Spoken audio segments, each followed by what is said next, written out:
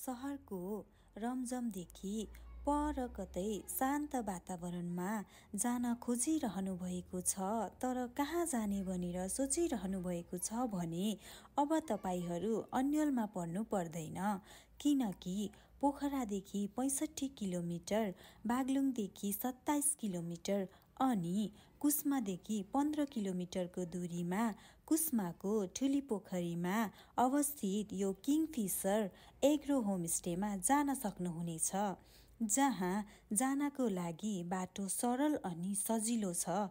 तपाईँ हिँडेर, स्कुटीमा, बाइकमा, कारमा या गाडीमा जुनसुकै साधनमा पनि त्यहाँ जान सक्नुहुनेछ, जहाँ तपाईहरूले प्रकृतिको मनोरम दृश्यसँगै साथीभाइसँग रमाइलो गर्न सक्नुहुनेछ। यहाँ खाना अनि बस्नको लागि पनि निकै नै राम्रो व्यवस्था गरिएको रहेछ।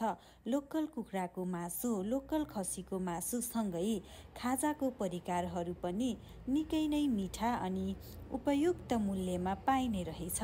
दिउँसो यहाँको रमणीय दृश्यसँगै साँझ नाचगान अनि बिबिक्यूको पनि व्यवस्था रहेछ। बेलुका बस्नलाई सरल अनि आरामदायी बिस्तारासँगै बिहान उठेर हिमालको मनै लोभ्याउने दृश्यले तपाईहरूलाई निकै नै मोहित बनाउनेछ। यदि तपाईहरू पनि कतै यस्तै ठाउँमा गएर साथीभाइसँग ह्याङआउट गर्न चाहनुहुन्छ भने एकपटक अवश्य पुग्नुहोला किङफिसर एग्रो होमस्टे, कुस्मा ठुली पोखरी। धन्यवाद।